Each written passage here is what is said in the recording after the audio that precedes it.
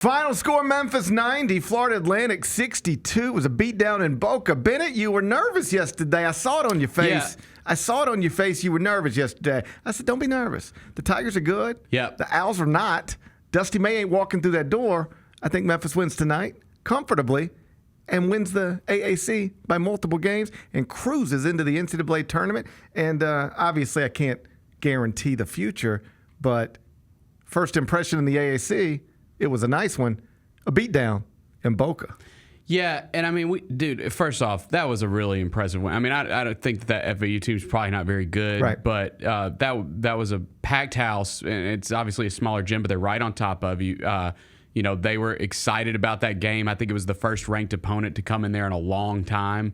And so they were fired up for that game.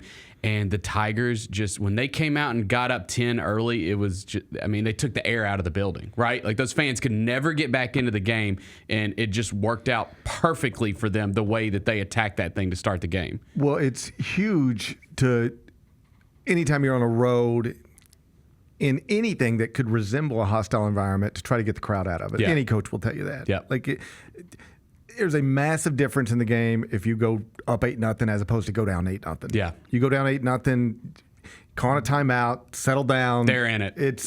Now you're in a fight. So for them to really control it from start to finish, super impressive. Florida Atlantic, I don't think they're that good, but they are 109th in the net, and were top 100 yesterday, but dropped significantly after getting spanked around by Memphis. And that qualifies as a road win for Memphis as a quadrant 2 victory. Nice. So that's 9 wins inside the first 2 quadrants now. Yeah. Auburn, which is number 1 in every computer, and depending on what you think of Tennessee, and it's 0 in the loss column, because I have Tennessee number 1. And Auburn fans are wildly offended by this because Auburn has better computer numbers across the board and more good wins than Tennessee, more quad 1 wins, all of that stuff. But Auburn did lose a game, and Tennessee hasn't lost a game. And I know Tennessee doesn't have as many great wins as Auburn, but Tennessee does have a true road win at Illinois, and Illinois just last night went to Oregon and beat a top 10 team by 32 points. Last night, Illinois, this is crazy. Like, there was something that happened in college basketball last night that had literally never happened before. Most people don't realize it. No team had ever gone on the road and beat a top 10 team in the AP poll by 32 points before, ever in the history of the AP poll. But that's what Illinois did last night. And Tennessee beat that Illinois team at Illinois. So if the team I think's the best in the country does have big wins, like at Illinois, and does have a 0 in the loss column, unlike Auburn, I think it's sensible, or at least reasonable, to just plant your flag there and say, I believe that team's the best in the country until somebody shows me they can beat them. And since Tennessee and Auburn are in the same league, you know, we'll settle it on the court at some point.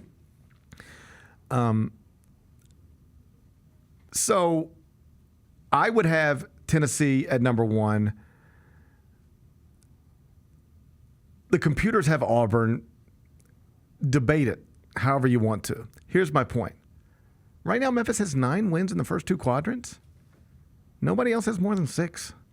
Damn. And the team with 6 is Auburn. Auburn is 6-1 in quadrant 1, but they have nothing in quadrant 2. Whereas Memphis is 3-2 in quadrant 1, 6-0 in quadrant 2, and then they do have the 1 quadrant 3 loss. So not only does Memphis have more quadrant 2 wins, more wins inside the first 2 quadrants than anybody else in the country, they have 3 more than anybody else in the country. Now, like I told you yesterday, this will change eventually, even if Memphis keeps winning, because they're about to run out of opportunities, or at least the number of opportunities are going to decrease dramatically in the conference schedule, opportunities for victories inside the first 2 quadrants. So eventually they're going to get passed by an SEC team or a Big Ten team or a Big 12 team. But for now, it is true. Memphis has more wins inside the first 2 quadrants than anybody else. A blowout victory at FAU.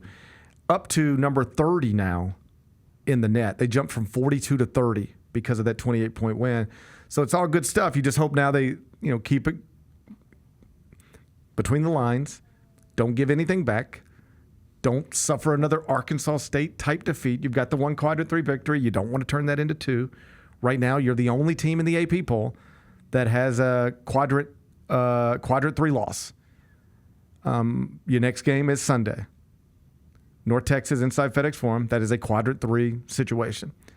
Right now, you're the only team in the top 25 with a quadrant 3 loss. I know you've been frustrated, and Memphis fans as well, Penny Hardaway included, about Memphis bouncing into the rankings, bouncing out of the rankings. But again, the main issue with Memphis' resume is the quadrant 3 loss.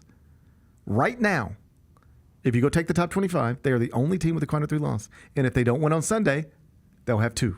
And if they don't win on Sunday, that's the type of thing that will give voters reasons, if they need them, to drop them out of the AP poll again. And I know so knock this out. Yeah, and like again, I know North Texas is a quad 3 game and it'd be a bad loss.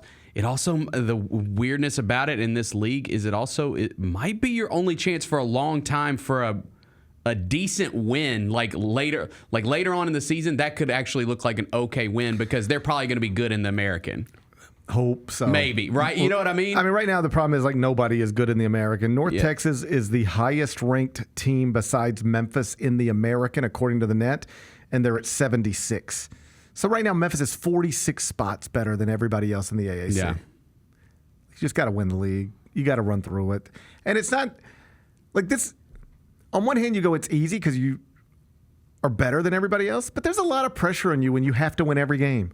For sure. I mean, game last night, it's a Thursday night. You're on the road, and that's like, I know Penny says that, and it's cliche, like it's their Super Bowl. It was. They made T-shirts. Like they were fired up for that game last night. That's how it's going to be in most of these road games. It's just, even when you're supposed to win every game, it's not easy to win every game. No. It's not easy to always do what you're supposed to do.